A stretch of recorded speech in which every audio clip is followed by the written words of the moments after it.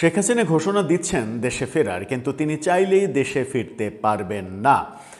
এখন নতুন করে আইনি জটিলতার কথা বলা হচ্ছে এবং আইনি মারপ্যাচের কারণে তিনি দেশে ফিরতে পারবেন না, এমনটা বলছেন বর্তমান সময়ে আইনের খাতা খুলে রাখার অন্যতম বড় একটা জায়গা যেটা আন্তর্জাতিক অপরাধ ট্রাইব্যুনাল, সেটার চিফ প্রসিকিউটর। যদিও তার এখনকার বক্তব্য স্ববিরোধী, এমনটাও অনেকে বলছেন। শেখ হাসিনা ইচ্ছা করলেই দেশে ফিরতে পারবেন না, সেখানে আইনের ঝামেলা রয়েছে। সেই আইনের ঝামেলাটা আমরা একটু বোঝার চেষ্টা করি। সেটা আইনের ঝামেলা নাকি সরকারের এক ধরনের বক্তব্যই প্রকাশিত হয়ে গেল অলিখিতভাবে যে শেখ হাসিনা দেশে ফিরুন, এটা সরকার এই মুহূর্তে চাইছে না। সংকটটা তাহলে কোথায়? যে শেখ হাসিনাকে ফিরিয়ে আনার এত চেষ্টা করছি আমরা, তিনি যদি দেশে নিজেই ফিরতে চান, আদালতে আত্মসমর্পণ করতে চান, তাহলে সেখানে আইনি জটিলতা কেন থাকবে? চলুন একটু আলোচনা করে বোঝার চেষ্টা করি এই ভিডিওতে। থাকবেন পলিটিক্স টিভির নিয়মিত আয়োজনে।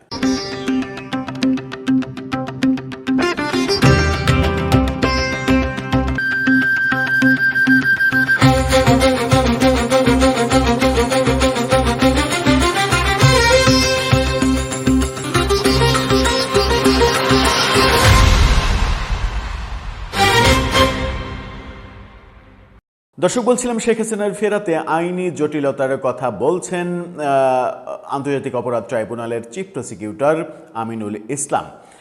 তিনি যখন আজকে এই আইনি জটিলতার কথা বলছেন, তখন তিনি কিছুদিন আগে শেখ হাসিনার দেশে ফেরার প্রসঙ্গ এবং ফিরতে চাওয়ার প্রসঙ্গ যখন আলোচনা শুরু হয়েছিল, তখন বলেছিলেন শেখ হাসিনার দেশে ফিরতে আইনি কোনো সমস্যা নেই, বাধা নেই।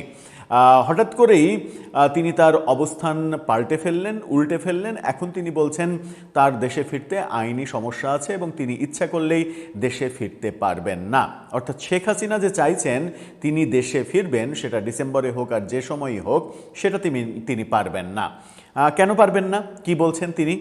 ইন্ডিপেন্ডেন্ট টেলিভিশনের এই শিরোনামটা দেখলেই একটু বুঝতে পারবেন আপনারা। সেখানে বলা হচ্ছে শেখ হাসিনা নিজে আসতে পারবেন না, ভারতকেই হ্যান্ড ওভার করতে হবে। অর্থাৎ শেখ হাসিনা চাইলেই তিনি বিমানে উঠে বাংলাদেশে আসতে পারবেন না।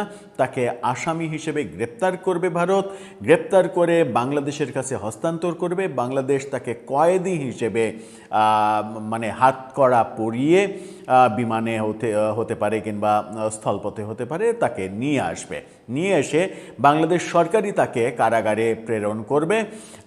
তার নিজের আত্মসমর্পণ করার কোনো সুযোগ নেই।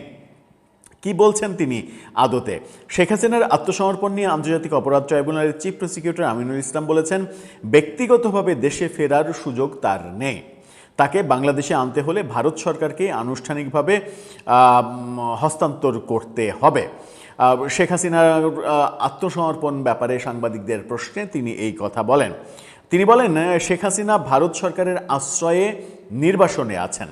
ব্যক্তিগতভাবে এসে স্বাধীনভাবে আত্মসমর্পণের কোনো আইনি সুযোগ নেই।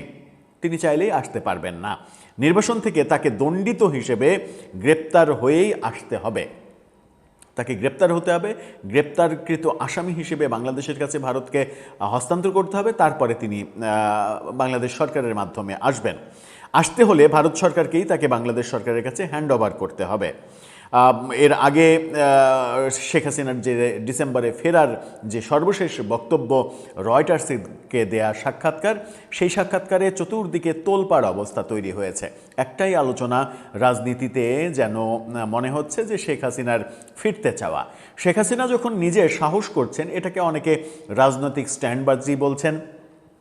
বিভিন্ন গণমাধ্যমে প্রকাশিত হচ্ছে, সরকার এটাকে পাত্তাই দিচ্ছে না। কখনো জামাত, আমরা বিবিসির প্রতিবেদনে দেখেছি যে জামাত এটা বলছে যে এর পেছনে বিএনপির ষড়যন্ত্র থাকতে পারে। বিএনপির নাম প্রকাশ না করে একজন মন্ত্রী বলেছেন এখানে জামাতের ষড়যন্ত্র থাকতে পারে, জামাত আওয়ামী লীগের সঙ্গে আঁতাত করতে পারে, এরকম কথা চালাচালি হচ্ছে। চিফ প্রসিকিউটর তিনি এর আগে বলেছিলেন শেখ হাসিনার ফেরা প্রসঙ্গে যে তার ফিরতে আইনি কোনো সমস্যা নেই, কিন্তু এখন যখন স্পেসিফিকলি শেখ হাসিনা বলছেন ডিসেম্বরে ফিরবেন এবং তার শীর্ষ নেতাদের নিয়ে ফিরবেন, ফিরে নিজেই আত্মসমর্পণ করবেন, আদালতের কাছে যাবেন, তখন চিফ প্রসিকিউটরের বক্তব্য হঠাৎ করে পাল্টে গেল কেন? এই পাল্টে যাওয়া কি এটা প্রমাণ করে যে শেখ হাসিনার মানে ভারতীয় কর্তৃপক্ষের হস্তান্তর এই প্রক্রিয়াটা যেহেতু অনেক দীর্ঘ প্রক্রিয়া, আদতেও এই সরকারের আমলে সেটা সম্ভব কিনা সেটা নিয়ে প্রশ্ন আছে। তখন শেখ হাসিনা নিজেই ডিসেম্বরে ফিরতে চাইছেন, এই ঝামেলাটা আদতে সরকার নিতে চাইছে না তাদের কাঁধে, যে কথাটা আমরা একাধিক ভিডিওতে একাধিকবার বলেছি। কারণ সরকার ঝামেলায় পড়তে পারে শেখ হাসিনা ফেরাতে, মানে বহুমুখী ঝামেলা রয়েছে। একটা হচ্ছে ফিরলে বিরোধী দলের চাপ বাড়বে, তার যে মৃত্যুদণ্ডের রায় সেটা কার্যকর করতে হবে, রাস্তায় নামবে তারা। আর যদি মৃত্যুদণ্ড কার্যকরের দিকে যায় তাহলে আওয়ামী লীগ রাস্তায় নেমে পড়লে যেটা এখন বিচ্ছিন্ন ঝটিকা মিছিল হচ্ছে সেটা যদি একেবারে সংগঠিত রূপে তারা রাস্তায় নামার চেষ্টা করে এবং দেশে একটা মানে অরাজকতা করার চেষ্টা করে, তাহলে দেশ ক্রমেই গৃহযুদ্ধের দিকে চলে যাবে যখন দুই পক্ষই মাঠে নামবে। এরকম জটিল পরিস্থিতি নিশ্চয় সরকার ফেস করতে চাইবে না। সেই কারণেই চিফ প্রসিকিউটরের এই কৌশলগত বক্তব্য। যে আসামি ডিসেম্বরেই ফিরতে চাইছেন তাকে সেই সময়েই ফিরতে দেওয়া উচিত, নাকি ভারতের সঙ্গে প্রত্যর্পণ চুক্তির আওতায় ভারত কবে তাকে ফেরত দেবে তার জন্য অপেক্ষা করা উচিত?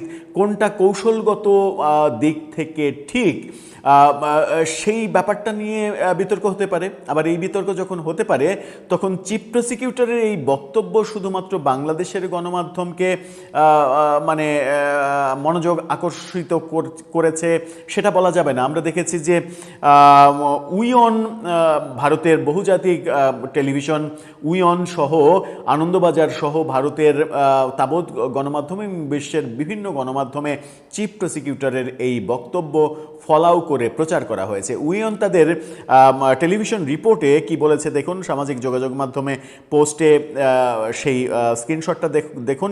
সেখানে শেখ হাসিনার এই চিফ প্রসিকিউটরের বক্তব্য নিয়ে তারা নিউজ করেছে এবং বলছে Hasina plans December return ousted PM her colleagues to return Bangladesh and surrender. Hasina was sentenced as death in November 2025 in her absence. এই বক্তব্য যখন দিচ্ছে তখন এই ভিডিও প্রতিবেদনের মধ্যেই বলা হচ্ছে শেখ হাসিনা যখন ফিরতে চাইছেন তখন বাংলাদেশের চিফ প্রসিকিউটর বলছেন যে তার ফেরা হবে না, এখানে আইনি সমস্যা আছে। অর্থাৎ বিশ্ব গণমাধ্যমেও এই ব্যাপারটা উঠে এসেছে। চিফ প্রসিকিউটর শেখ হাসিনার ফেরার ব্যাপারে যে বক্তব্য দিচ্ছেন এবং সেটাকে অনেকে ক্রিটিসাইজ করছেন যে শেখ হাসিনাকে আদতে ফিরতে দিতেই চায় না সরকার, তাতে করে সরকারের বিপদ বাড়তে পারে। দর্শক, আপনার কাছে কি মনে হয় কৌশলগত দিক থেকে শেখ হাসিনা যদি ডিসেম্বরে ফিরতে চান তাকে ফিরতে দেওয়াই উচিত, নাকি ভারত প্রত্যর্পণ চুক্তির আওতায় শেখ হাসিনাকে ফেরত দেবে এই আশায় বছরের পর বছর অপেক্ষা করা উচিত, কিংবা সেটা হতে পারে এই সরকারের মেয়াদে হলোই না? আপনার মতামত জানিয়ে লিখতে পারেন আমাদের কমেন্ট বক্সে।